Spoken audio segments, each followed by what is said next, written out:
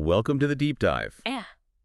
Today we have a mission that's, well, it's pretty fascinating and I think profoundly challenging. We're taking the epic quest of Jason and the Argonauts, one of those foundational stories of Western mythology, and we're going to completely turn it on its head. That's exactly right. Our deep dive today is into excerpts from Natalie Haynes' really powerful novel, No Friend to This House. Right.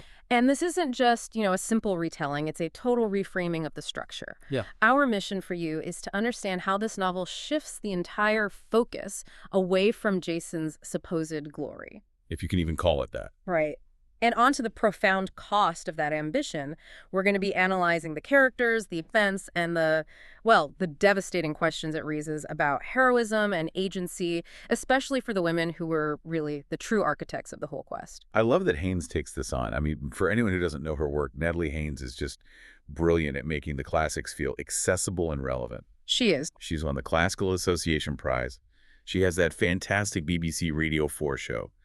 And her last novel, A Thousand Ships, did something very similar for the Trojan War. It did. It gave a voice to all those women who are usually just, footnotes in the epic accounts. Exactly. And that context is so important for understanding No Friend to This House. I mean, Haynes says it herself in the author's note. The novel is about the cumulative damage caused by a blank space where a man should be. Wow. That's a powerful statement. It is. The traditional epic is all about celebrating the man, the hero. But this novel is built around the edges, around the women who are defined or destroyed or given these fleeting, agonizing moments of agency because they were near the hunt for the Golden Fleece. So it's almost like structural commentary, but using the myth itself as the building blocks. That's the perfect way to put it. So even though the plot points might sound familiar, the genre itself is kind of shifting from page one. It starts like an epic, but it very quickly feels more like a psychological study. The traditional story is an epic quest narrative, right? It's meant to make the hero look good. But this novel just immediately signals that it's subverting that. It refuses to let Jason define the world. Instead, we get anchored in these specific female perspectives. Precisely. You have Iphias, the priestess who's shamed. Yeah. You have Queen Clyte, this accidental victim. And, of course, most importantly, Medea. Medea. The witch who becomes the ultimate tragic figure. The book follows the classic journey, the voyage, Colchis, the return, Corinth. But every single step is seen through the eyes of someone who lost something because of this quest. Okay, so let's unpack this journey. Let's start with part one, the perils of the voyage. And it's really about the high price that's paid immediately for Jason's ambition and his neglect. So we start with his call to adventure. His uncle, King Peleus of Iolcus, he demands the Golden Fleece. It's this supposedly magical thing that brings riches and power. But he's really just hoping Jason will die trying to get it. It's a suicide mission. Exactly. And this is where Haynes, right away, establishes Jason's fatal flaw. Long before he even gets to Colchis, we meet Iphias, who is the priestess of Artemis. Artemis, goddess of the hunt, the wilderness. The perfect patron for a dangerous sea voyage into the unknown, right? And Iphias is waiting for him. She's outside the temple with this critical warning from the goddess.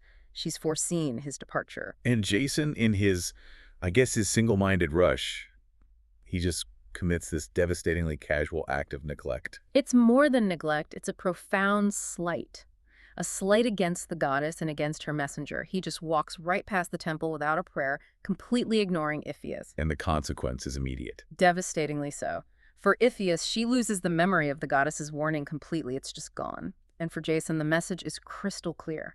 Artemis will now play no role in his quest. So his so-called heroic journey starts with him actively, spurning a powerful potential ally. It really does. It sets a precedent that any divine help he gets is going to come from goddesses who have their own ulterior motives, not from anyone whose favor he's actually earned. This one careless act just dictates so much of what happens later. So from this very inauspicious start, the Argonauts land on the island of Lemnos. Right. And we just plunge straight into this territory of, as you said, cumulative damage and divine vengeance. This time it's Aphrodite. What was the offense here? It was a religious snub and a social one, too. The women of Lemnos, they were focused on things like craft and defense. They built their biggest temple to Hephaestus, Aphrodite's husband. Okay. And they were planning to build the next one for Athene, the goddess of wisdom and war. They had no temple, no shrine, no offerings for the goddess of love and desire. They just forgot her. And Aphrodite, feeling dismissed, unleashes a curse that is just so intensely psychological. Oh, her rage was extreme. It was personal. She afflicted the Lemnian men with this intense physical revulsion for their wives. So they just couldn't stand to be near them. Couldn't stand them. They abandoned them for Thracian women they'd captured in raids, and we hear this from Aone, one of the Lemnian women, who gives this vivid account of the moment her husband just grimaced and turned away from her. And she describes this emotional arc. Yes, this is so key to Haynes's whole thesis. She says her initial anxiety had curdled to indifference over time. That single line just perfectly captures the slow, corrosive effect of emotional neglect. And this emotional pain, this curdled indifference, it eventually drives the women, led by their queen, Hypsipyle, to this desperate act. It does. But it's not just rage, it's fear. It's this exhausted, cold logic. They see their husbands being cruel to the captured women, and they realize the men are just fatally weakened psychologically by this curse. They're afraid that eventually that anger is going to turn on them. So it's preemptive. It's preemptive violence born from absolute desperation. They decide to kill all the men in their sleep. Hypsipyle, tragically, only saves her old father, Thoas, by hiding him away. And then, right after this horrific purge, Jason's crew of heroes arrives. Perfect timing. Of course. Courtesy of Aphrodite. She'd apparently resolved the quarrel with Hephaestus, and now she fills the Argonauts with this overwhelming desire for the now manless Lemnian women. So what was supposed to be a quick stop for supplies? Turns into a month-long party. A huge, indulgent revel. The entire epic quest just stalls out, completely dictated by desire. Which means it needs some external force to get it going again. And that force is Heracles. Yes, Heracles. He's driven by his own, ferocious need for glory and immortality, and he forces the men to leave. He threatens them with ignominy, with shame, if they delay any longer. And in doing that, he's actually setting himself against a goddess. He is. He's explicitly setting himself against Aphrodite's will. He's prioritizing the heroic imperative over romantic indulgence. And that little moment of antagonism, it sets up a future vengeance that Aphrodite will seek. It just shows how interconnected all these divine agendas really are. The journey continues, and now we meet Queen Clyte of the Doliones. This is, for me, one of the most structurally interesting parts of the book. Because she just interrupts the narrative. She does. She demands her story be told, precisely because she knows she is usually glossed over. That narrative decision is Haynes just directly commenting on how the classical tradition fails to include these stories. Clyte and her husband, Kezikos, they were newlyweds. They were kind hosts to the Argonauts. Right. Kezikos was the king. He was protected by Poseidon. They gave them advice on the best route, and the Argonauts sailed off. And here we get the first, I think, really significant evidence that Jason's heroism is completely dependent on good weather and being able to see where he's going. They are profoundly incompetent navigators. I mean, they're sailing in the dark, a sudden wind blows them back to shore, and critically, they fail to recognize where they've landed. So Kezikos and his men, they see strangers landing in the dark. They think they're under attack by their enemies, the Macrians, and they engage the Argonauts in this terrible, chaotic battle in the middle of the night. And the tragic irony is complete when the quest's hero, Jason, kills the very host who had just welcomed him and given him advice. He kills her brave, beautiful, luckless husband, and Clyte's devastation is just, it's threefold. She loses her husband, she loses her hope for the child she desperately wanted, and her own fate is sealed instantly. She becomes the cursed bride of a dead man. So she chooses suicide. She does, by hanging. Her story, as brief as it is, it's this powerful little miniature tragedy that just highlights the immediate, unrecorded collateral damage that male ambition leaves behind. She's the first person in the novel destroyed, not by a curse, but by a simple, deadly accident caused by the hero's incompetence. Following this, we get a much clearer picture of just how much divine interference is needed to keep Jason alive. We see it with Phineas and the Harpies. Oh yeah, Phineas, the blind prophet, he's being tormented by the Harpies, these winged snatcher goddesses, as a direct punishment from Zeus for revealing too much about the future. So they're starving him, but not quite. Exactly. They leave him just enough foul, disgusting food to survive, but not enough to live. The Argonauts offer to help, and two of them, the sons of the North Wind, Tzetzes and Callias, chase after the Harpies. But even their heroic rescue gets interrupted by a higher power. It does. Iris, the goddess of the rainbow and the Harpy's sister, she intervenes. She swears by the river Styx, which is the most serious oath there is, that the Harpies will stop tormenting Phineas, and that saves her sisters from the Argonauts' swords. So again, Jason's crew doesn't really solve the problem. Not at all. A goddess solves it with divine diplomacy. It just emphasizes the lack of any real, decisive human action. And in return, Phineas gives them the crucial advice they need to pass the most dangerous obstacle of the voyage. The simple gates, the clashing rocks. He tells them to send a dove, Pelea, through first as a test. The dove makes it, losing only a couple of tail feathers. As the Argo follows, Athena herself has to rush down from Olympus to physically help hold the rocks open long enough for the ship to get through. So the hero, Jason, is reduced to following instructions from a blind man and needing a goddess to literally hold the world open for him. This repeated reliance on divine aid, it's not a sign of favor. It's a sign of Jason's fundamental limitations. And before they even get to Colchis, Haynes gives us this crucial interlude about the object of the quest, the fleece itself. And this is where that theme of objectification really comes into focus with the story of Theophane. Yes, Theophane was a young woman seized by Poseidon. To hide her, he turns her into a ewe and everyone else on her island into cattle. Then he turns himself into a ram and impregnates her. And she gives birth to Chrysomelos, the golden ram. So this ram isn't just a magical creature, it's the physical product of a woman's violation and her transformation into an object. And Theophane, speaking from this place of, tragic transformation, she laments that the ram is now only ever called the Golden Fleece, just the skin. She points out that cruel narrative shift. Her living, miraculous child, born of pain and magic, is now just a trophy, an object to be collected. She has this devastating line that speaks directly to the novel's core idea. She says, "It's curious, isn't it, that anything wanted by a man or a god becomes just an object. Her beauty made her an object for Poseidon. Her child's beautiful skin became a trophy for Jason."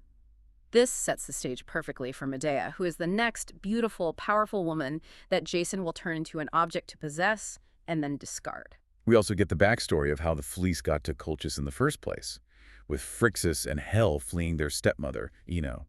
And this context is so important. I know the second wife was driven by jealousy and fear because her husband still loved his first wife. So she causes a famine and then tricks her husband into thinking an oracle demands he sacrifice his children. Ino's agency is born from desperation. And the ram saves them. Chrysomelos saves them, but Hel falls off and dies. That's where the Hellespont gets its name.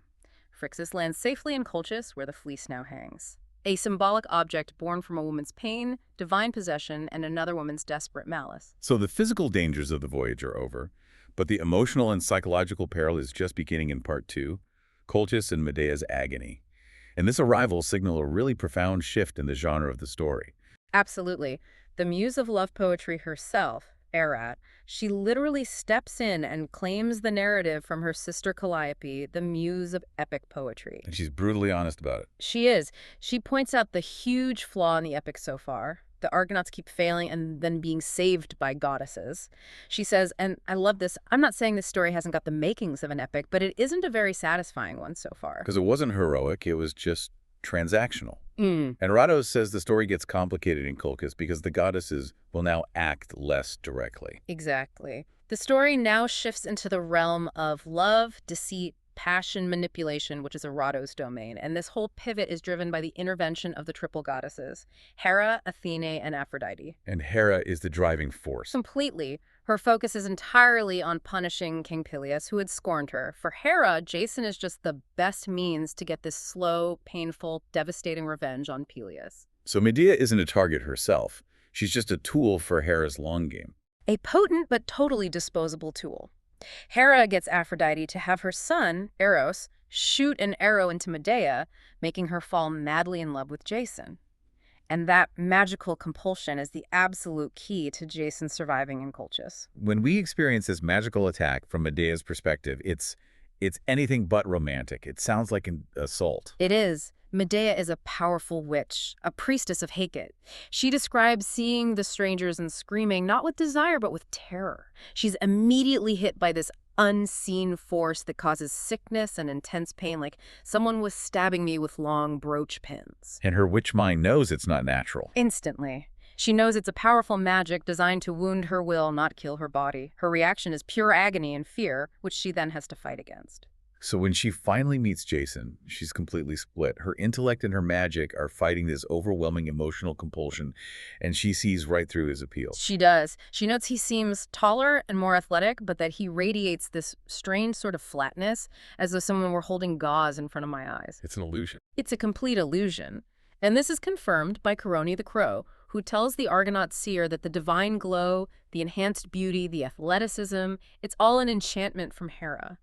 I think it's brilliant that Haynes uses a minor creature like a crow to confirm that the hero is visually fake. Meanwhile, Jason is described as being never calmer or more charming than when his safety is threatened.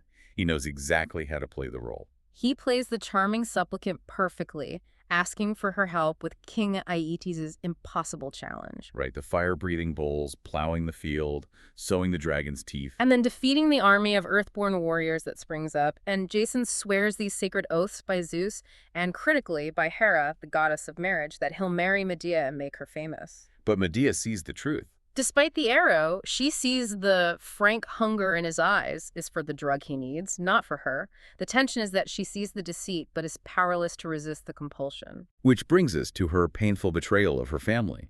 Now, given that the love was magically induced, can we really say she betrayed them willingly? Or was she just a pawn? That's the central, agonizing tension of her character. The compulsion forces the feeling of love, but Medea's powerful mind is still active. She knows she is choosing to betray her home and her goddess, Hecate. So the guilt is real. The guilt is real and the choice is real. Her actions are driven by this desperation for the freedom and survival she thinks Jason offers. The betrayal is real because the consequences are absolutely real. So how did she use her Hecate-given power to save him? First, she insists on the proper ritual. She tells Jason to sacrifice a ewe to Hecate, and the goddess answers. She accepts the offering. This shows Medea's power is still fully functional, even if her heart is compromised. And then she gives him the drug. Yes, a potent drug hidden in her dress, with precise instructions on how to anoint himself and his weapons to become impervious to the bull's fire and the warrior's spears. And the strategy for the army is just pure cunning magic. It's brilliant. It comes entirely from her knowledge of chthonic magic. She tells him to throw a big rock into the middle of the warriors when they sprout from the ground. Because they're programmed only to fight. Exactly. They'll assume a comrade threw it, blame each other, and just turn on one another. He doesn't have to fight an army. He just has to cut down the last few survivors. So Jason's performance is visually spectacular, but we, the readers, know it's all borrowed glory. He triumphs. He's gleaming like a golden statue forged by Hephaestus, projecting this total confidence that came entirely from Medea's potion and Hecate's help. The Colchians are in awe. Jason successfully snatches all the public glory, while Medea watches from the side, carrying the full, crushing weight of her betrayal. Okay, let's move into part 3. The high price of escape. Jason has the key to the fleece, but Medea has to perform the final, most terrifying act to actually steal it. And this flight from Colchis is watched by yet another divine being, Selene, the moon goddess. And she watches Medea's escape with spiteful glee. Spiteful glee? Why? Because Selene herself had been diverted by a witch's power before. She sees Medea's panic, her running in total darkness, and she concludes that Medea is cursed with a far more terrible passion than the moon's own intense but contained love for Endymion. Medea's love is destructive. And then she has to face the guardian of the fleece, the never-sleeping dragon. This is really Medea's test of courage. It is, and Jason fails his immediately. Right. This is Medea's defining moment of power. She finds the sacred grove. She subdues this monstrous dragon with a sleeping potion. She has to force herself to hold its gaze to make the magic work. She gets the fleece. It's warm and soft and shining. And then she realizes Jason is paralyzed with fear, hiding behind some trees. So he's a coward when faced with real, unmagic danger. Completely. But as soon as the danger is gone and the trophy is secured, he bursts into life. He laughs with delight. He does, but Medea is pragmatic. She makes him renew his promises of marriage, sworn by Zeus and Hera, right there in front of her nephews. Jason, as the novel says, loved to be asked for help. He loved to feel that he was granting wonderful favors. So he's just playing a role. He's playing a role he loves, and he laughs while swearing these sacred binding oaths. Medea sees the terrifying truth about him. He never felt the weight of a debt owed. His generosity is pure performance. And this brings us to the ultimate horror of the escape. the kin-killing of Medea's older brother, Absyrtus. Hades sends him to ambush them, and Medea sets a trap, using herself as bait on Artemis's island. This must be a moment of profound devastation for her. It is. Absyrtus shows up, and he is just filled with contempt. He immediately threatens her with rape and murder. And Medea, even in that awful moment, she has this thought. She might have saved him if he had just said one kind word. But he didn't. He offered only violence. So Jason steps out and kills him. But there's a detail Medea remembers that the Greek stories always seem to leave out. And it's a detail of pure savagery. Yes. This is a crucial insertion by Haynes to show Jason's hidden barbarity. Medea remembers Jason tearing Absyrtus's tunic, and then, in this primal gesture, he licked the blood from his fatal wound before spitting it onto the ground. It's horrifying. It's this act of blood drinking that just completely contradicts his manufactured golden statue appearance. It reveals this capacity for extreme ruthlessness that the myths just gloss over. And the gods react to this immediately. Jason might call it self-defense, but Zeus sees blood guilt. Zeus is furious. The punishment, though, isn't direct. It's delivered by the ship itself. A sacred plank of oak that Athene had fitted into the Argo's keel starts to scream at them. The ship screams. Yes. It screams that they have to sail to Aea, the home of Circe, Medea's aunt, for purification. This is divine justice demanding accountability. And Circe, a powerful witch goddess herself, is already prepared for them. She's been having nightmares of blood and fire. She performs the necessary sacrifices, using Jason's own sword to slit a pig's throat to purify them of the murder. But Circe, being Medea's aunt, sees the whole ugly truth. She sees Medea's role in all of it. She sees Medea aided Jason, ran away, and killed her brother. So while she performs the purification rite because Zeus demanded it, she's utterly repulsed. She offers them no further aid. Their journey ends with the Phaeacians, where King Alcinous and Queen Arete have to decide their fate. Do they send Medea back to her father? Queen Arete is moved by Medea's sincerity, and she recognizes her connection to the sun god Helios. King Alcinous makes a ruling. If Jason and Medea have shared a bed, they are considered legally married, and she can't be separated from her husband. So marriage becomes a legal necessity for survival. Precisely. And the wedding itself is just loaded with irony. They sleep on the Golden Fleece itself. Of course they do. The Argonauts make a bed for them in a cave, guarded by their spears. Nymphs decorate it. Orpheus sings. The gods explicitly wanted this marriage. But Medea admits her motivation was purely pragmatic. Survival and freedom, not desire. Jason just talked her into it, believing she was like other women. They enter into this marriage completely misunderstanding one another.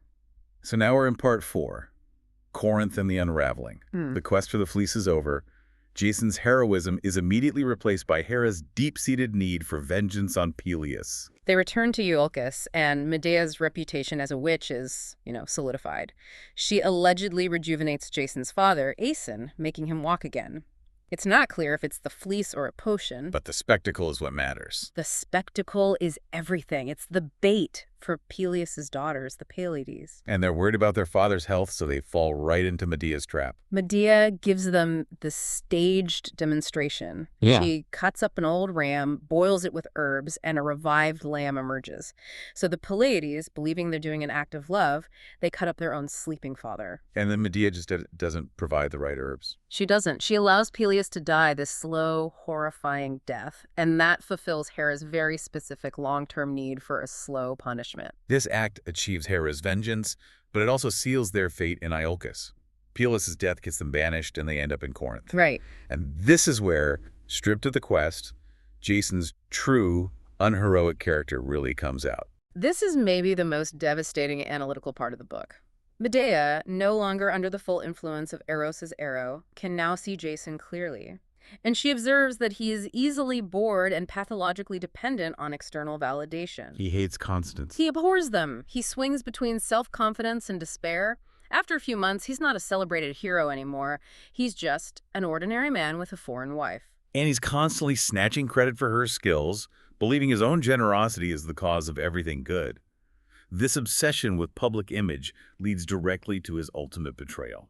He values political opportunity over sacred commitment. He starts spending time with King Creon of Corinth and his daughter, Princess Glauc. And Creon's motivation is dynastic. Completely. He thinks Jason's children by Medea, a foreigner, are inferior heirs compared to children from Glauc, a true Hellene. Yeah. And Jason, always looking for the easy path to power, just assures Creon that Medea is not his wife in the legal sense. He just dismisses the sacred God-witnessed oaths he swore on the Argo. Utterly. He throws them away. In Glauc, the new queen-to-be, she demands Medea's absolute erasure from the picture. She does. It's vanity, but it's also political pragmatism. She demands Medea be exiled because she doesn't want Jason's existing children reminding him of their mother. It's the final stage of Medea's objectification. She's an inconvenient trophy to be thrown out. When Creon issues the banishment, Jason accepts it with this breathtaking self-serving callousness. Jason hated feeling that anyone was angry with him, so he just took the path of least resistance. He actually suggests Medea and the kids could stay here in this little house while he moved into the palace, as if that were a reasonable, generous offer. It just shows his profound moral weakness. The compulsion of the arrow is probably gone, and this is who he really is. Exactly. Medea, though, abandoned but ever the pragmatist, secures sanctuary before she enacts her revenge. She sends a message to King Agis of Athens, who had once come to her for help having an heir. She secures a promise of sanctuary for herself and her children, and Agis is genuinely shocked that Jason would abandon a woman who gave him sons. It confirms Jason's behavior is dishonorable even to his peers. And this sanctuary gives her the security she needs. It gives her the time. Creon grants her 1 extra day, and that's all she needs to prepare the infamous gifts for Glauc, the poisoned dress and circlet. And Jason, delighted by the superficial generosity, sends his own sons to deliver them. A masterstroke of strategic cruelty, he forces Jason to participate in his own family's downfall. Glauc tries on the gifts, and the poison works instantly. The crown melts to her skull, the dress eats into her skin. And Creon, rushing in to save her, seals his own fate. He embraces her, and the poison transfers, tearing the flesh from his bones. Medea's revenge is spectacularly successful. It eliminates Jason's path to power and destroys the entire royal family of Corinth. It's the total obliteration of his future. But the tragedy doesn't end there. Jason, showing his true cowardice, had already fled the palace. When he returns to find his family gone, he runs to Hera's temple. And his interaction with the Corinthian guards, that's the final horrific trigger. He runs to Hera's temple at Acrocorinth, not to mourn, but to deflect all blame onto Medea, the foreigner, the guilty party. And critically, he recruits the armed Corinthian guards, and they implicitly agree that the best way to punish Medea is to kill her children first. They're seen as extensions of her. Yeah. Tools for his vengeance. Precisely. And Medea, hiding in a sanctuary nearby with her children, overhears this entire conversation, the plan to brutally and publicly execute her son. This is the critical moment. It is. Her grandfather, the sun god Helios, sends his chariot to save her, but he refuses to take the boys. He declares them impure murderers for having carried the poison. Medea realizes she is trapped. She cannot let her beautiful boys be cut down by the cruel swords of the Corinthians, by Jason's hired thugs. So her final choice, killing her sons herself, is rooted in this terrible, twisted logic of mercy. And her Colchian perspective, it's the ultimate tragic assertion of her own agency. She uses her priestess's knife, the one for sacrifices, to kill her sons, the younger one first, in her arms. She explicitly chooses to save them from a gruesome, shameful public execution. She realizes her mistake was never factoring in Jason's utter cowardice. By killing them herself, she denies him the satisfaction of their execution being his final act of political vengeance. She takes their fate into her own hands, even at the cost of her own soul. Medea escapes on Helios' chariot, and Jason's ultimate fate just confirms his entire unheroic existence. Medea hears later that Jason, stripped of everything, died alone in a way that was pathetic and banal. He was struck on the head by a piece of the rotting prow of the Argo, which had just fallen into disrepair. So the very symbol of his quest killed him. His one great achievement literally fell apart and killed him in an ignoble accident, fulfilling Medea's prediction that he would not die a glorious, heroic death. So this deep dive into No Friend to This House gives us this incredibly rich material for looking at the profound literary and psychological questions Natalie Haynes is asking. And the first, most obvious one is this sustained questioning of what a true hero even is in the context of these founding myths.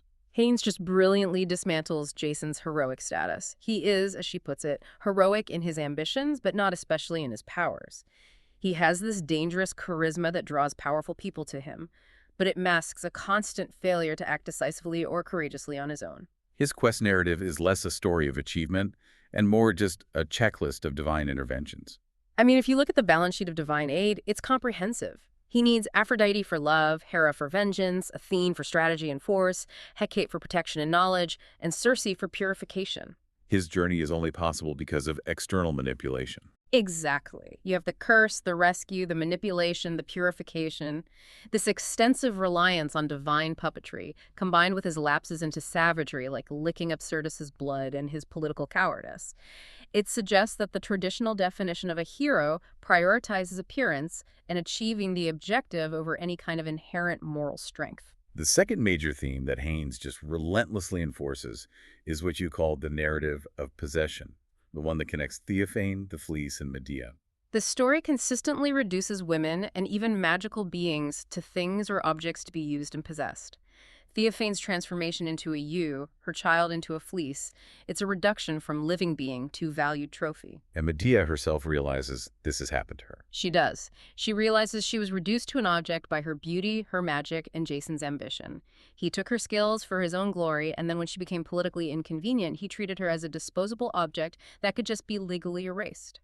And finally, we have to talk about the devastating nature of Jason's betrayal and Medea's subsequent logic of survival and vengeance. Jason's betrayal comes from prioritizing his public reputation and political gain, getting the crown of Corinth through Glock over every single sacred oath he made. He dismisses his marriage as not legal, committing perjury against the gods who witnessed his vows. And this strips Medea of everything. Her identity, her home, her security. It leaves her with only one path: self-determination through extreme violence. Her final act, killing her sons, is the most emotionally charged moment. But when you look at it through the lens of her Colchian background and her experience, it becomes this perverse act of preservation. Her love was extreme, but her Colchian logic dictated that she would not allow her children to be used as tools for Jason's vengeance. When she overhears the plan to have them executed by the cruel swords of the guards, she realizes she has to grant them a swifter, more dignified death. It was the ultimate, horrifying, final assertion of her own agency, denying Jason the political satisfaction of their murder. This deep dive into No Friend to This House really illustrates the author's purpose, doesn't it? Exploring these untold, marginalized stories of women who were absolutely integral to the hero's success but were then discarded or erased. It forces you to reconsider the foundations of these myths entirely. And here's a final provocative thought for you to consider, tying divine and human morality together. Jason was never held accountable by men for murdering his brother-in-law, Absyrtus. But the god Zeus, through the screaming plank of the Argo, and Hera, through his pathetic death, were quick to punish him for the blood guilt and the perjury he committed. So what does this reliance on divine justice, which punishes oath-breaking and kin murder, rather than on human morality or social consequences, suggest about the values of the society that originally told these supposedly heroic tales?